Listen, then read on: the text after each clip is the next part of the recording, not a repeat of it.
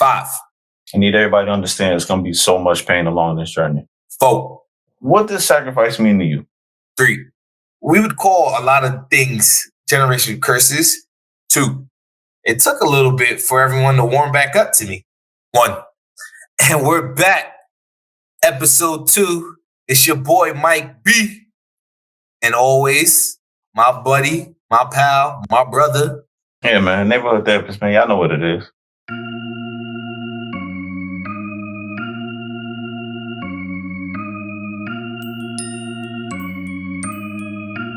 Kiko got them beats, baby.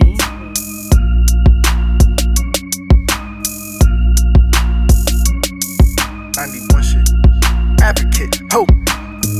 Lesson starts when the teacher actually ends. Now, lesson starts when the teacher actually ends. Now, lesson starts when the teacher actually ends. Now, fuck them casual trends. We going all in. Now, welcome to the growth. Keep it brief, this how it goes. Some keep it real, others keep doing the most. Some keep it real, others keep doing the most. Some keep it real, others keep doing the most.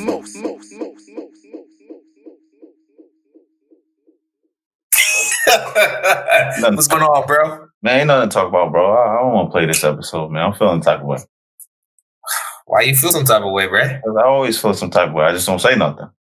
Oh, man, you and your emotions. Yeah, what man. is it now? No, that's what they say. They like to blame it on emotions and shit, but I fail to see where the issue is with a man expressing himself, bro. And then motherfuckers always want to talk about, oh, pull your skirt down. Oh, you so emotional. But You ain't gonna get those words from me. I'm just saying you showing your emotions right now. Hey, man, you know. When you do that, I know something's up. What's up?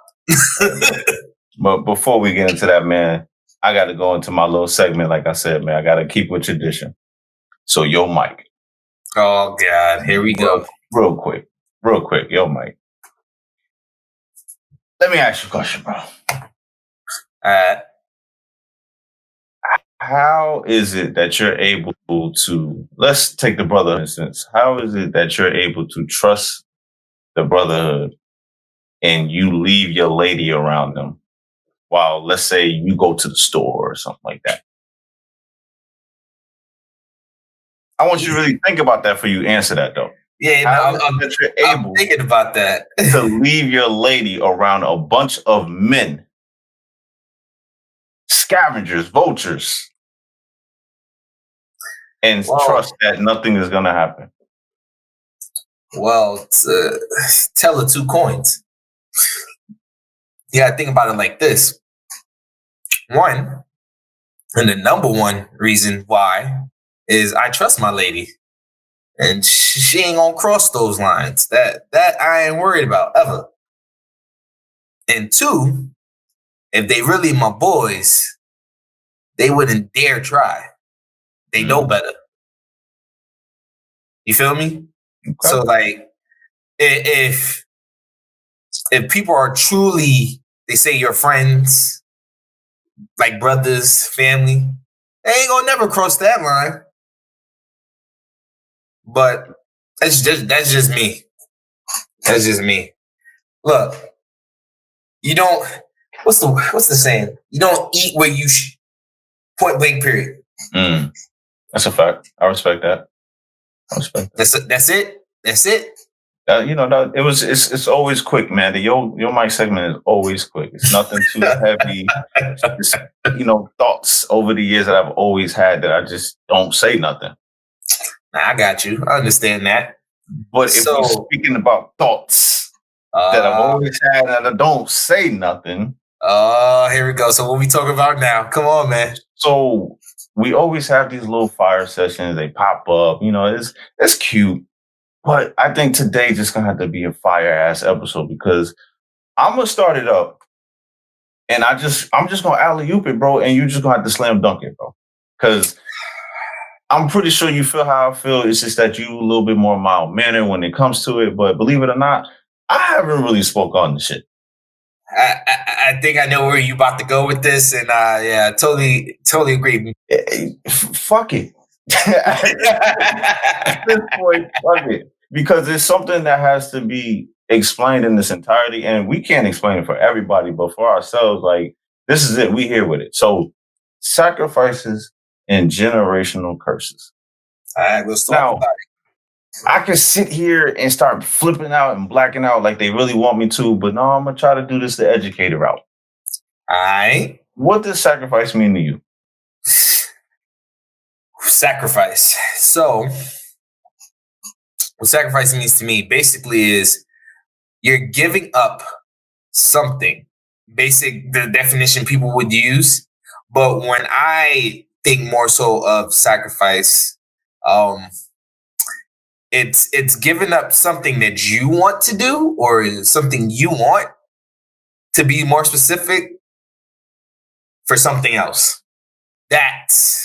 Or a greater cause in the future. That's what I believe the true definition of sacrifice is. Mm. So with that being said, you asked me what the problem is. So let me just go straight into the goddamn fire episode. All right. I think I've gotten to the point where we're about to hit 30 years old and just knocking on the door. And I've been speaking to a lot of my peers, and I think we all feel the same way. It's either half of us feel the same way and the other half are just completely like in a state of loss. They don't understand where to go next, right? Mm-hmm. Whereas the rest of us feel like, man, we're just not doing enough. Mm-hmm. You know what I'm saying? Yeah. We'll save that for another episode. But what I'm striving to say is everybody around you expects so much shit out of you. And when you superseding these expectations and even the expectations that they want you to fail, it's still not a fucking enough, bro. Like, I got family members that I just cannot speak to anymore because it's like, here I am. I didn't sacrifice this time of my life to get it going, to grind, to do things that, my parents didn't have the opportunities to do. Mm-hmm. You know what I'm saying? And so that means I gotta find ways how to do this. Nobody's teaching me this. Nobody knows how to do it around me. You know what I'm saying? So what I've really gotten pissed off with, and a lot of people are gonna be like, man, that's deep. I've actually gotten to the point where I've dead ass cut my family off for the time being. That don't mean forever. It's just right now, towards the end of my grind season, because I feel like it's about to be over, where I'm about to be done, where I've accomplished most of everything that I need to accomplish, and now it's going to be maintenance at this point. But yo, bro, I feel like the higher you climb the ladder, the more your own. It's not even friends and all that other stuff. It's family. Family will like grab you by your jeans, bro, and just pull and yank and yank. And you looking down at them like, yo, what are you doing? I have to climb this ladder so that I can figure out a blueprint, not follow, but figure out a blueprint to build you an escalator up here. So you don't have to climb. I understand what you're saying, bro. I understand what you're saying. So my frustration is not just with family, though, bro. My frustration is with society, everything in general, bro. I'm just fed the fuck up because I'm meeting people and they're like, well, I want this. This is old to me. I want to get this and this and that. I'm like, all right, what you doing to get it? What are you sacrificing? Sacrificing? Nobody got time for that. You know what I'm saying? Hey, nobody got time for that. I don't got time for this. Just give it to me. The money's not coming fast enough. I quit. Huh? You've been here for a week. What you here for? Exactly. Bro, you preaching. You preaching right now. So I think it's just a matter of all these years. I'm just fed up, man, because when I think about our stories all the way back from P-Town, bro, like as a youth, I felt like I was sacrificing back then because it was plenty of women. Just, what's up? You coming over tonight? You doing this and this? I'm like, nah, I'm good. Like, I got to focus on X, Y, and Z. Yeah. So I sacrificed a lot of playtime. That's what I call it anyway. Playtime, so that I can get to this point in my life where I have way more energy for now my wife. Because I wasn't out there slinging wood to all these fucking females. Like, you see what I'm saying? The little I get what you're saying. Yeah. The little thing. People don't see, I don't think people see the two sides of the coin for sacrifice. Because you can sacrifice in a good way, like how you describe it. And then you can sacrifice yourself or be someone who sacrificed so much and don't realize you're being a detriment to yourself. For like example, like there were like different situations that I placed myself in where I would choose to go play, let's just say play a game or something, or just happen to go to an event instead of actually just staying home and studying, or staying home and getting a certain part of the project done earlier, which I'm sacrificing the wrong thing. I'm sacrificing my time and not completing my work. When there's other times where I sacrifice my last dollar, I know I may not have it, but the person who's asking for it or the cause I'm giving it to really needs it. Come on, talk that shit, bro. Talk. So nice, bro. So sacrifice, like, people don't realize, like, they say, oh, you've been such a great success. They don't realize the sacrifice and the struggles that come with it. That's why when people say, oh, would you like to be like such and such celebrity? More times than not, I'm saying nah, because I don't know what they had to sacrifice to get to that point. Like, we always hear about these stories about these actors and actresses, comedians, everything, about how they were on their last dime. They were living out of their car before the major thing hit. I'm not trying to live anybody else's life. I'm trying to live my own. I already got my own sacrifices that I'm making to get to where I want to be. So when people always look at the glitz and the glamour, they be like, oh, I want to be like Jay-Z. Do you actually know what Jay-Z had to go through to grind to get to where he's at right now? Do you know what Idris Elba had to do? Did you know what Kevin Hart had to do? Like, these people have shared their stories, and when people don't actually listen to them and heed the warnings about stay away from that, or you have to sacrifice this to get to where you want, it is mind-boggling. So I do understand the sentiment. It really is mind-boggling. It's a fact, bro. And when you're speaking about sacrifices, let me just lay out some of the ones that I personally had to sacrifice. I'm talking about birthday parties, engagements. Wink, wink.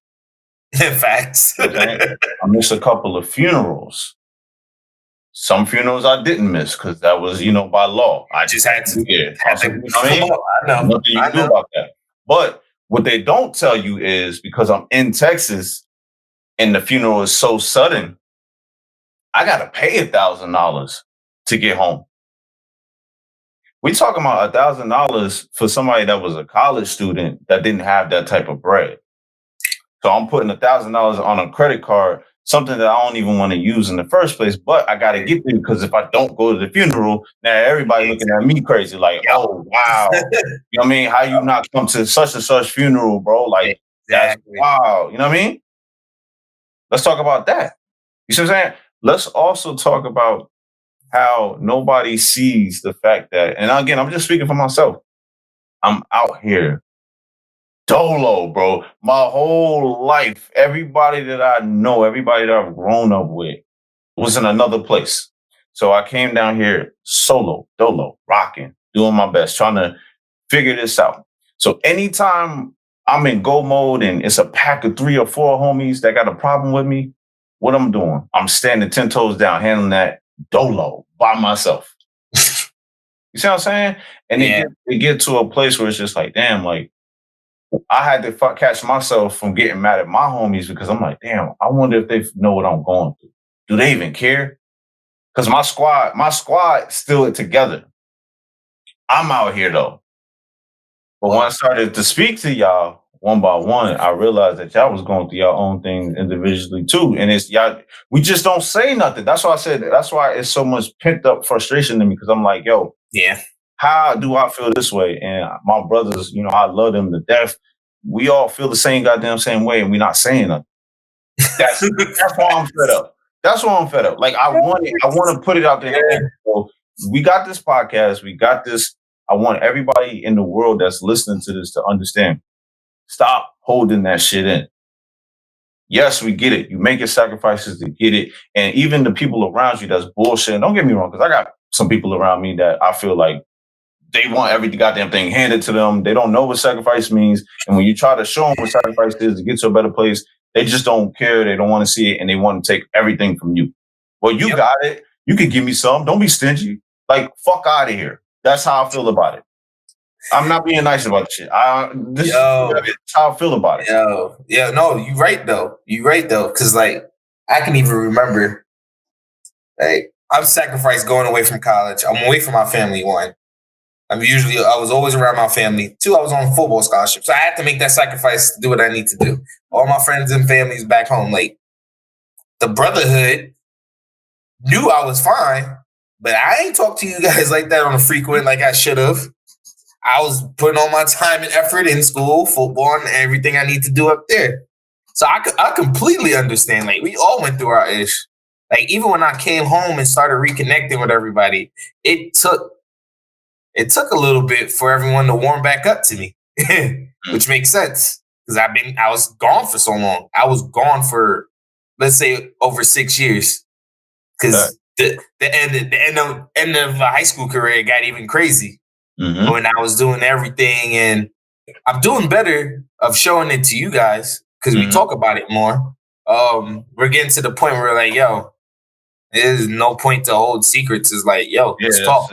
That's important, man. I think people got to hear that again. Say that again, bro. We're at the point where it's just no more secrets. We just got to talk it out, let it out, and basically show you're not by yourself. Yeah. That's really what it is you're not by yourself. It's like when me and you got back on a regular regimen of just making sure we talk to each other and just seeing what's up.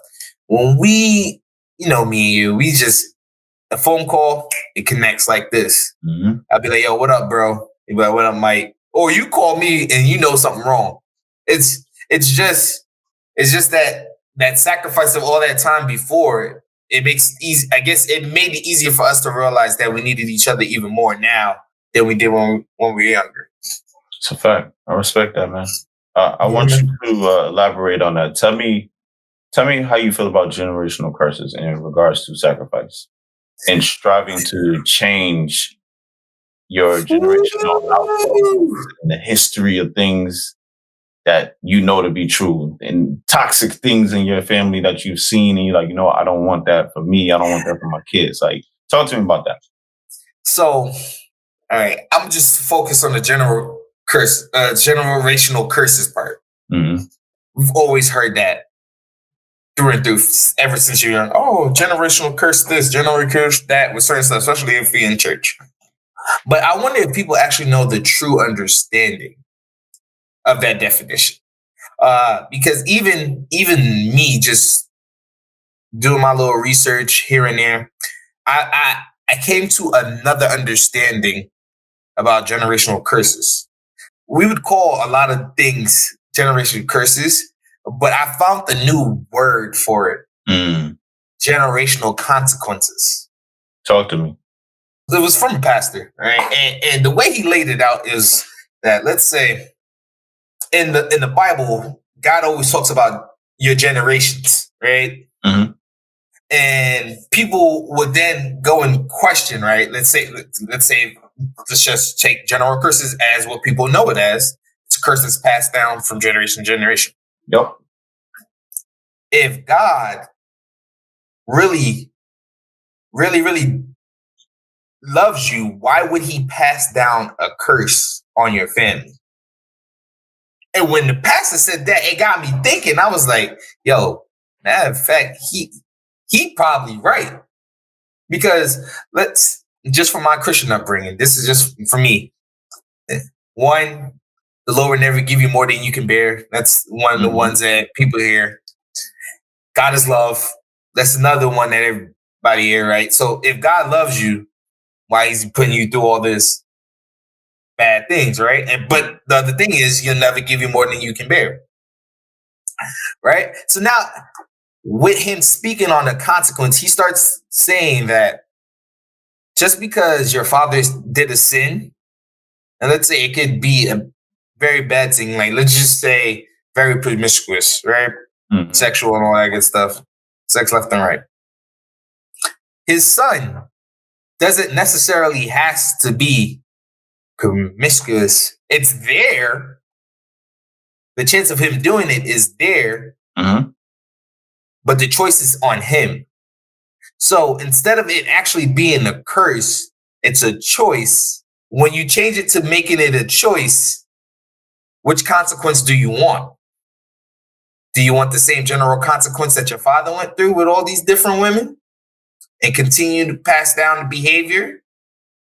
Or do you want to change that behavior and sacrifice that ideal? 100%. So me playing the advocate as usual.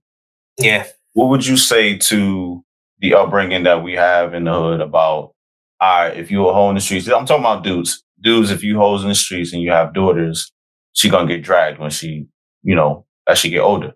That's common. That's common between us and the hood. We really do say that type of negative stuff. And that's where the whole saying of, when us, like for me, example, when I have nieces and I know for a fact that their dads were out there wilding, I got guns for days. And I tell my nieces that all the time. I know I'm joking with them. I'm joking with them, but it's one of those things where it's like, it's kind of been programmed in my mind. Like my niece might have to go through some struggles with young men because of actions of her father. Karma, in a sense. What do you say about that? So glad that you said that. So going back to what I was saying earlier about the father's sins or sins of the father. Sins. Yeah, sins of the father. Like I was saying, it goes back to a choice because let's think about it like this. In that moment in time, that little girl always will have the choice. Do she wants to sleep with this guy and that guy and this guy and that guy? Or does she want to keep herself, as some people try to do? Or does she like only this guy? You get what I'm saying? Mm-hmm. It's still, yes. Like the sins of the father can travel, but they don't necessarily have to. It's basically like, you got to think about it like this. Let's look at some NFL players. Why is that? You go look at their family background. Just an example. Not everyone. It's examples. I'll give examples. Mother was on drugs. Mm-hmm. Father was never there. Mm-hmm. Family lived in a trailer. Barely make scraps. Mm-hmm. Just getting by. Why do we have these stories where these young men from those same neighborhoods make it out? You get what I'm saying? Yeah. So with that being said, is that it goes to show you that generational curses aren't actually curses. They're more consequence because it's people's choices in the matter. Because let's say it like this. We have plenty of dudes who had the ability to make it to all these different leagues. True. But did they make the sacrifices to actually level themselves up to get there? I don't think so. See? You see what I mean? Otherwise, I'm one of them. Look. If we focus more on football than anything, we both could have had our chances. Please, we know people who are around us who are up there. I think I'm gonna be honest with myself. I think football more you than me, because you were hungry for it. My thing was boxing. I love the fight. I love the technique of it. And I like to spar. So I think when I was gonna go Golden Gloves, I literally self-destructed on purpose and said, no, I don't want to do this because they told me if you register your hands and you fight somebody in the streets, you're gonna go to jail. You see what I'm saying? So in a sense, it's like, yeah, so in a sense, it's like I didn't want to make that sacrifice to do that. So I agree with you. I'm with you. Generational curses. I like that. We need to flip it on his head and say generational consequence. I like that. You taught me something today, brother. I appreciate that. I can't take all the credit. I ain't gonna name drop, but I gotta give the credit to that pastor in Texas. That's all I'm gonna say. He's in Texas. Oh, he in Texas? Yeah. He in Houston? Nah. Oh, okay. I might have to He go in visit Dallas, that, man. actually. Oh, yeah, in D-Town. Shout out to D-Town. Okay, all right. Sacrifices and generational consequences. You need to let people know, and I'll go first, and I'll let you rock next, man. We need to let people know everybody won't make it. Oh yeah. If you're on the train to whatever your definition of success is, and you're close to it, or you get there, there's gonna be plenty of stops where some people are not gonna get on. There's gonna be plenty of stops that you overlap the stop. And each time you come back for the stop, you sitting there looking for that person like, yo, bro, come on. Hey, chick, come on, yo, you know, I'm waiting on you. Come on, come through. The train can't stop for them. If they don't catch the train, they miss it. That's just what it is. Everybody won't make it. And I think that is the hardest thing about this, because us as human beings, as cold-hearted as we think we are, you still feel how you feel about the people that you love. And if they're not standing next to you, prime example, I'll speak for myself. Homie BN is not here. And it tears me up every day, because it's like, these are the things we spoke about. Me and him had brutal conversations. Hey, bro, as soon as you move to Houston, bro, it's going down. I'm coming down there and shutting the damn city down. That's what we doing. I'm like, bro, relax, son. You see what I'm saying? But that's the only thing that's tapped in my mind now. And now it's like, here I am, finally sacrificed it all. And now it's like, where my boy at? Where my road dog at? That's what we talking about. Everybody won't make it, and you can't put yourself in a state of depression over that. That's huge. That's huge. Nobody wants to talk about that. Yeah. You can't always bring everybody along. You gotta let them do what they gotta do.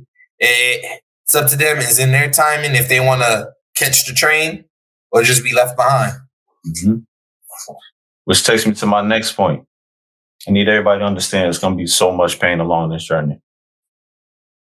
It's unavoidable. If you are seriously talking about pursuing, changing things that your family used to do that you feel is toxic or negative, then you want to be the one to bring light to the family and to the family name, and just change the way that you do things in life in general. You're going to feel pain. Yes, sir. And it hurts like a motherfucker. I'm not going to lie. I still got the scars, bro. I walk with the scars, bro. Sacrifice is a lot. Like, I can go back college. I don't know if you can say this, but I can honestly say my spring break, you know what my spring break was? Coming home to relax. I didn't go anywhere. No, it was coming home. I didn't go no Miami, no Cancun, no out of this. No, my spring break was going home because I just needed to reload my batteries and recharge. It's like, I saw those people traveling and whatnot. I'm like, I'm good. I can travel, but I'm good right now. I'll get to that point. I'd rather travel when I'm retired and chilling. I ain't got to worry about nothing. See, now you're going to make me spark up, man. Here you go. I was doing so good. So good. I was doing so good. So maybe this will help somebody, okay? I'm 29 years old. I've been sacrificing for a long time, but the ultimate sacrifice came when I went to college, met my now wife. And I sat down and had a conversation with her, and I said, listen, y'all met her on the previous episode. I said, listen, if you can trust in me and we could sacrifice our 20s. Now, when you say something like that to somebody, they immediately gonna look at you like you're crazy. Yep. What are you talking about? Sacrifice my 20s? My 20s. I said, yo, if we can sacrifice our 20s, not the whole 20s, just it's going to be most of it, because we don't have anything to look as it for as an example. Now, down the road, I'm not going to lie, family members started kicking up and they was doing real big numbers and doing real big things. Nope, That's what's up. Congratulations to them. Like that, no, real for real, for real. Mhm. But I'm talking about me and her. We had to become our own real models. We had to do things differently. Nobody was teaching, and nobody in our family had ever like went through the college situation and done it the way we did it. We killed it on a different level. But I told her, I said, yo, look, we're going to sacrifice this right here, this 20s, so that when we turn 30 and above, debt, traveling, things like that is going to be a small thing to us. You talking about family coming to us, talking about, hey, you know, you think you got $100, you know, my light bill due, stuff like that. Right now, it's hard. But I'm talking about when we hit 30, bro, I mean this with every fiber in my body, bro, because y'all saw me actually put in this work and sacrifice, bro. When I hit that age bracket, bro, and really I'm about to supersede that, bro. It might happen this year already. But bro, when family finally comes to me, it's going to be one of those things where I'm like, you know what? Do me a favor. Give me your account number. I'm talking about your electric bill account number. Let me go on your online portal. I'm going to hit them up and put my card on file for a year and tell them to auto pay that. I'm not going to tell you that, though. Because you'll take advantage of it. I ain't going to lie to you. Family will do you crazy, bro. I ain't even going to lie. But the whole point is you want to get to a space where you're not worrying about money, you're not worrying about monetary things. So when you said traveling and all that, I'll do that in my 30s, bro. I stand behind that 100%, bro. I'm going Akon nuts in the 30s, bro, as long as they don't go crazy with these vaccination passports. But that's not here nor there. That's another story. You had to throw that in there, bro. Yeah, bro. They trip on that bullshit right now. But I'm just saying, bro, I'm with you, fam. Like, you gotta sacrifice. And I'm not saying sacrifice that big, because a lot of people can't commit to that. I understand. I'm not telling you to sacrifice 20s. Like, that's just me. I'm crazy like that. I'm built like that. Because I've seen them. Exactly. And when I'm saying not take, don't get me wrong, I took my vacations when I could have, because you do need your moments to recharge and get away. But I'm not traveling 2-3 times a year. I see people who do it. Kudos to them. I am not jealous. But when they come home, they're still in debt. That's the part that be blowing my mind. That is also true. But like, hey, who am I, bro? Make your memories. That's what I tell people, bro. If that's what's gonna make you happy, do what you gotta do. For me, bro, I can't travel and come home to bills, bro. But my credit cards and card notes and all, like, bro, I can't do it, bro. That's not peace to me. Nah, I feel you on that, bro. There's no judgment to anybody else. Love is love. I still love you. But you did bring up an interesting thing that I want to ask you about, especially you. You went to college. You played college sports. You played high school sports. You even played Little League. So sports is ingrained in who you are. Am I correct or wrong? You're correct. Okay, so as a Black man, melanated individual, how do you adjust to life after sports as you get older? As you get older. So there's a couple of different ways people do it. One way that I do it, I found recreational leagues. You know, and I look at that recreational league not just being like just competition, just continuation of competition and playing the sport that I do love, but I also look at it as a way of, it's another form of exercise for me at this point in time. Because when you're younger, you don't need to exercise as much, of course. People tell all the young people that. And then when you're playing the actual sport, you're always doing stuff for the team.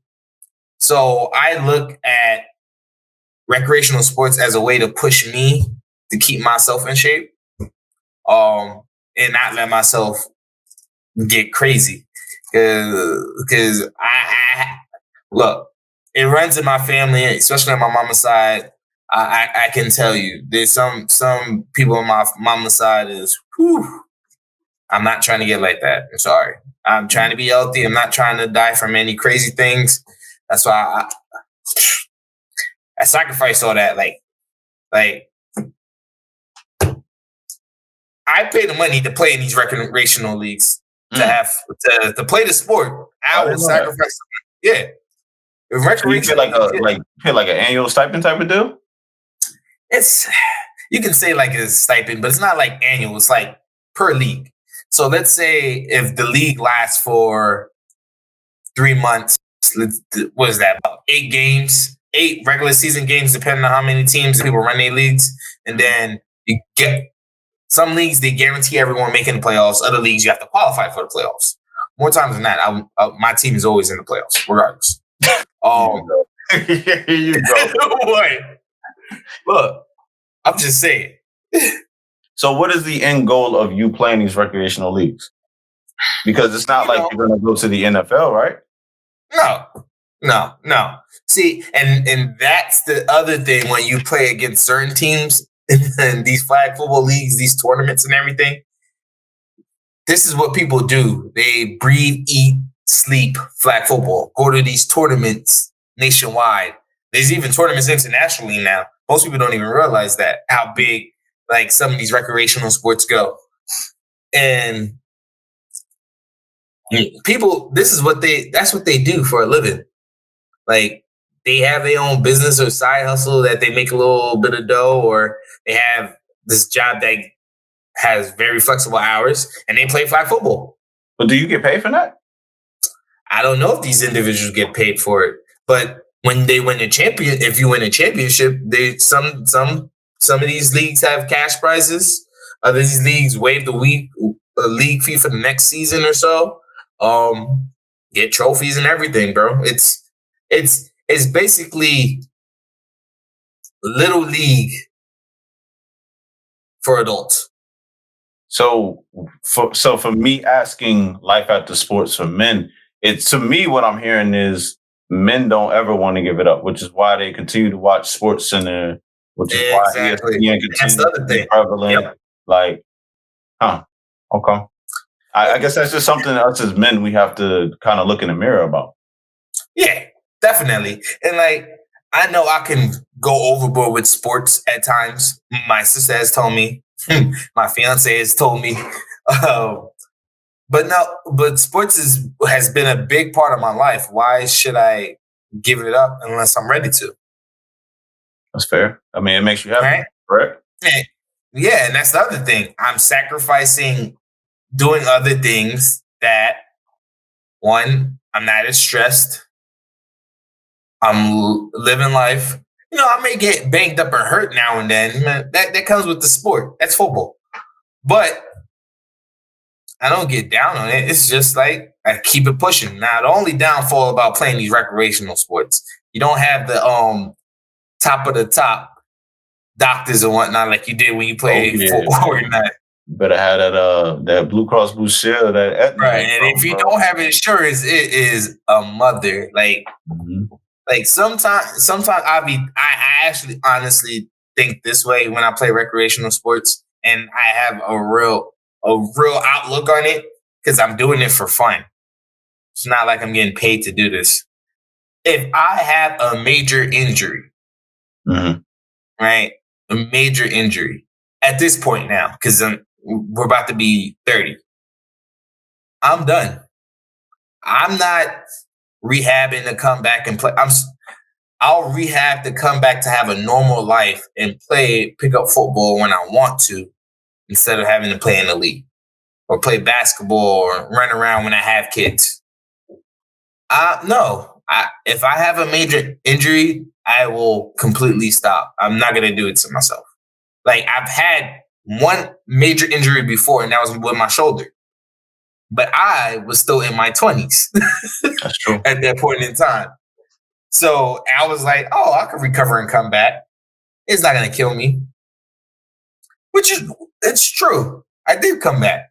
But now, look, I tear an ACL. I mess up my shoulder again. My ankle, Achilles tendon ruptured. Bruh, I'm done. I am retiring. I'm hanging up my jerseys. Put a fork in them. Bruh, put a fork in Mike Bennett. Bruh, I'm not playing. Yo, Mike B will be done. But that's the beauty of it, man. Yeah. Look, I love sports. but I'm not going to sacrifice the rest of my life to keep playing. Okay. There you go, right there. Okay. All right. So you brought up sis. Let me give you a hypothetical situation. Uh-huh. Well, really, let me just ask you a question. When sis calls you, is she calling to check on you, or does she require something of you? You talking about my fiance there? No. Our sister. Oh, big sis. Yeah. So when she calls you, is she calling to check up on you, or is she always calling requiring something from you? And if you don't feel comfortable answering that, let's do a hypothetical. No. I can answer that. No, we're good. No, Keisha does both. No, my sister, ever since I moved out, Keisha checks up on me on different points of time. The majority of the time, she's checking up on you. Yeah. It's not like it's not, hey, Michael, what y'all do? Like, I need this. It's bro, what's good? And then, boy, let me tell you, go handle that. You know what I'm saying? But exactly. But it's always I'm checking up on you first, right? Yeah, it's never asking me just to ask me to do. Like, if my sister needed something and needed a quick answer, she's not gonna call me just to do. She'll send me a quick text and be like, "Can you do this?" And if it's a yes or no answer, no. See, you lying. Say it in her right voice. You stupid. Like a job, yeah.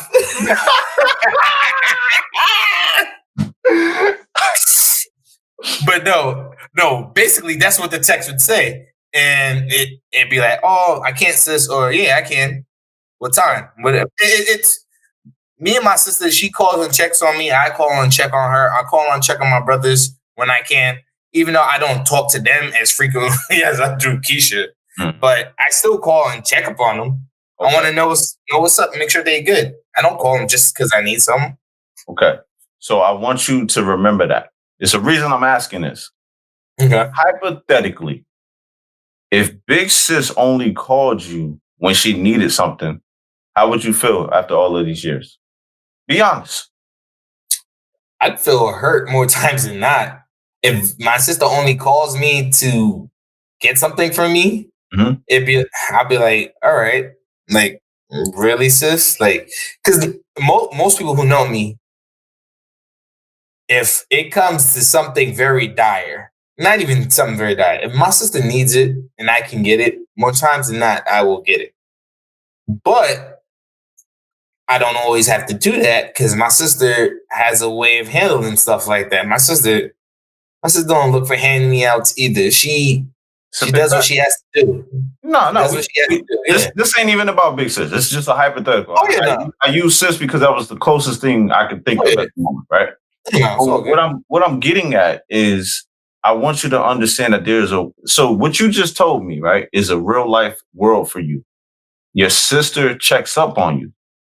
Mm-hmm. What if I told you it's people out there that has similar family members? It may not be their sisters, but they got family members who hit them up constantly, but never once asked them, how you doing?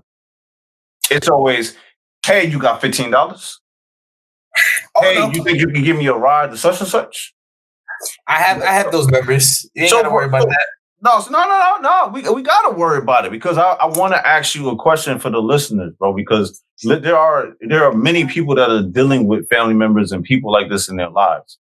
Mm-hmm. How do you handle it after all of these years of dealing with it? Because I've already said how I handle it. I've gotten to the point where I'm like, yo, my answer is just flat out no. No is an answer. That's a complete sentence, and I'm done with it. I don't owe you an explanation. I'm good. I will double back when I can, when I finish my goals. And if you don't make it, I'm not going to make myself feel sorry about that I wasn't able to make certain memories with you or wasn't able to give you certain things because you chose to go to the club instead of sacrifice with me. And I'm not throwing no shade. If I really got an issue with somebody, I'm going to speak your name. You know what I'm saying? But this is a podcast. I'm not, I'm just speaking generally. No. I definitely get what you're saying. And trust me, I've had family members do that. Don't call to check in or message me to check in. All they were just doing was looking for a handout thinking I got it because I am Jamaican and I live in America, Mm-hmm. and think I got it like that, not knowing I just graduated college. I'm looking for a full-time job. Did you even get a congratulations? But so Exactly. tell me how you handle it though, Mike. Just for the listeners, like we're giving them some tips. Me, Yeah. honestly, if you ain't about doing right by me, I don't really pay you too much mind. You can send me messages all you want. I'm gonna read it. If I'm gonna respond, that's up to me. More times than not, I'm not responding if you're just looking for a handout. If you're my cousin and I know we were close when we were younger, we grew apart, life hits and you hit me, checking up on me, and then out of the blue, one time you need something and I can help you, I'm gonna do it. But just to constantly keep him, let me borrow some money. Do it look like I have a money tree? Nah, you the ATM, bro. Like, that's why I'm also careful about what I post on social media. Talk about it. Everyone posts every time they're doing something lavishly. Like, you can probably go to my social media and I post here and there. Like, I may post one trip, I may not post the other trip. Because there's no point to. I like to just post a beautiful day and me and Steph is out. Mm-hmm. Stuff like that. I post more stuff about stuff that I'm doing in the community or my teams, or that's what I get tagged in. Like, I don't really post about what I do on a day-to-day basis or every time I'm doing something big. Like, no, for what? It's like, I'm not trying to keep up with the Joneses. I'm not trying to have everybody in my life. Like, important big moments that I want the world to know, I will let them know. Like when me and Steph got engaged, yeah, I let the world know it happened. All right, now leave me alone. Feel me? Like the plans for the wedding, whenever we get to that and everything, people ain't gonna know that. I'm not gonna post that. I may post a picture the day of the wedding. Day of, yeah. I don't like posting save the dates online and all the information about I'm good. The people who I want and need to be there will get a personal invitation. However I decide to do it, via email to save money, because people don't realize you can save money that way, or old mail, or I just hand it to them myself. That's how I'm rocking right now. That's my sacrifice. I definitely appreciate you. I don't think we need to beat a dead horse. I don't really have anything else left to say for this episode because next episode is inevitable. It has been requested time and time again, and I think this is the first time I'm actually gonna let the cat out the bag early because I'm really just gonna hype this shit up. Don't do that. I know it. Imp it up, man. Because it's like, first of all, do you have anything left to say about sacrifice and generational curses for anybody that's dealing with it? Any last words for them to move forward?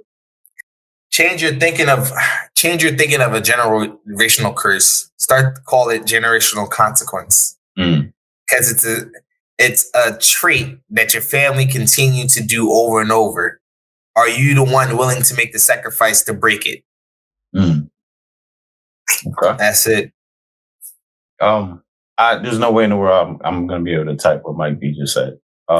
So the only thing I can say is I can just be as ignorant and belligerent and blunt as possible. Y'all know how I'm coming. Like, if it's a problem, let me know. But fuck them people, man. Like, straight up, man. It's always love, but sometimes you just got to take a break from the people that you love and people that you just, they're energy leeches, man. You got to protect your energy and protect your peace at all costs, and then go obtain your goals. You can double back and give these people the world. They still won't be satisfied. I just need you to understand that. So live for Facts. you right now. You know what I'm saying? It's not about being selfish. It's just about protecting your peace, protecting your energy. So you sure you ain't got nothing else to say about this episode, though? Nah, we good, bro. So listen, man, we gonna get into the marketing and mental health tip, but before we get off of here, I just gotta really I'm excited.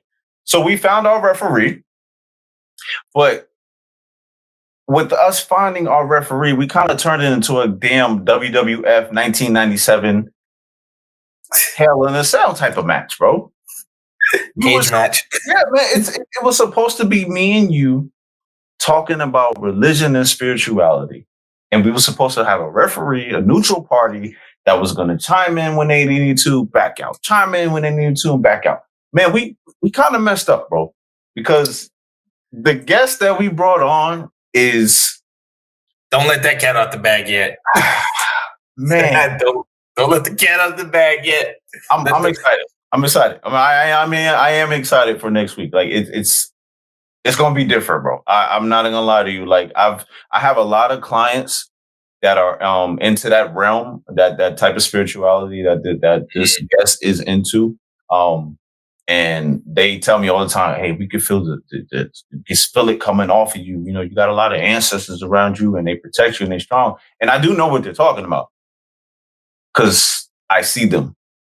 But we're going to get into that next week. We're going to get into that next week. Yeah, just hold on. Hold on. Just a little while longer, bro. A little while longer. Yeah, man. I'm so looking forward to it, bro. Somebody going to catch these hands. I know that, bro. I just want to tell you before we get into it, it's going to be super respectful, but I'm not coming to have peace and love with y'all in that episode until the end. I'm going to say what I got to say, and I mean what I say. And I'm expecting the same from you. I'm expecting the same from that guest.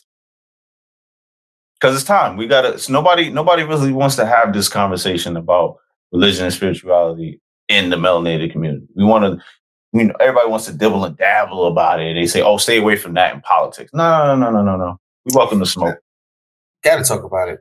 It's you got to understand the differences and where people coming from to truly understand each other. So, Yes, I got to say about that. Oh yeah, it's no different than our LGBT episode. Facts. We're never afraid of this, man. We're gonna ask the questions that need to be asked, and we're gonna be respectful about it. Yeah, man. It's no hard feelings. We just want to see where people's heads at. That's a fact. So we're gonna hurry up and go ahead and kick up off of here, man. We're gonna bore them to death, man. So neighborhood therapist mental health tip for the day. Please stop self-diagnosing yourself. You don't know what you're talking about. You are not bipolar. You're just aggy and moody. You don't have OCD. You just don't like being in filthy spaces. Come on now. Now, if you really, really want to keep going and you really want a diagnosis, by all means, go visit a psychotherapist, even a psychiatrist if you want to take it that far. Go get an official diagnosis from the DSM-5. I need you to understand that diagnosis will follow you. It will follow your health record for the rest of your life, and you will have a proper diagnosis of bipolar. But please stop walking around calling people bipolar, because when you say something to them, they flip out because they don't like what they hear. They're just moody. They're just aggy. Relax, please, for real. The labels are hurting us out here in the Black community. Like, cut it out. Enough is enough. Mm-hmm. Especially if y'all not even looking at the diagnostic criteria of what comes with bipolar, man. And it's hurtful to the bipolar community. So I know I'm joking, but I'm dead serious. Relax, chill. Enough is enough. And the other part of this is stop blaming it on your zodiac sign. If you're a piece of shit, you're a piece of shit. Stop saying, oh, it's because I'm a Gemini. Geminis, we are dope. You understand? But yeah, we got our flaws. Yeah. But I'm not about to be like, oh well, it's only because I'm a Gemini. You know how I go. Like, no, bro. If I spaz on you, you know what it is. It's me. Oh, here you go, Gemini duality. You gonna cross your back, man? I can't. If I'm being, Mike, you let me know if I'm wrong, bro. I can't even think of somebody that I can kick their back in. It's not my thing. I done had my back kicked in enough. I had to get back surgery and all types of things. But man, that's here nor there, bro. Go ahead with the marketing tips, man. Stop self-diagnosing, please. Marketing tip of the day. Understanding disruptive marketing. So this is new term. It's been coming out lately, disruptive marketing. And people need to understand what it really entails. So with this type of marketing, it's basically introducing unserved service or product to the consumer, or on the low end, it's bringing down what's in the market to a low end of individuals who don't really need all the bells and whistles. Nah, explain that in layman terms, please, because I'm really interested. So now think about it like this. Remember when iTunes came around? Yes. That blew everything away. Everybody had iTunes, right? Yeah, because Napster was the thing before that. Exactly. So it's something that no one knew about, but it was a service that was needed. It disrupted everything. It's just like Napster disrupted CDs and everything. It's just like mixtapes disrupted the music business. It's something new that provided a service that people wanted and didn't know that they really needed. So what is the takeaway? So what is our takeaway? If you're trying to, it's a marketing tip. So if you want to make your own business, think of something that's disruptive. Oh, okay. I got you. You get what I'm saying? Yep. Don't try to make something that someone already made, or maybe improve it. Try to think of something completely different that will take the market by storm. Oh, I like that. That's a good ending. Make love, not war. I'll see y'all next week. I'm ready. Peace out, folks. You know what? I take that back. Oh, man. Here you go. I want y'all to make love, not war, but I'm going into war mode because next week's about to be fun. so I'm going to go ahead and go back to Love is Love. I'll see y'all next week. Oh, man. All right, folks. This is Black Men Misunderstood Podcast. We see ya.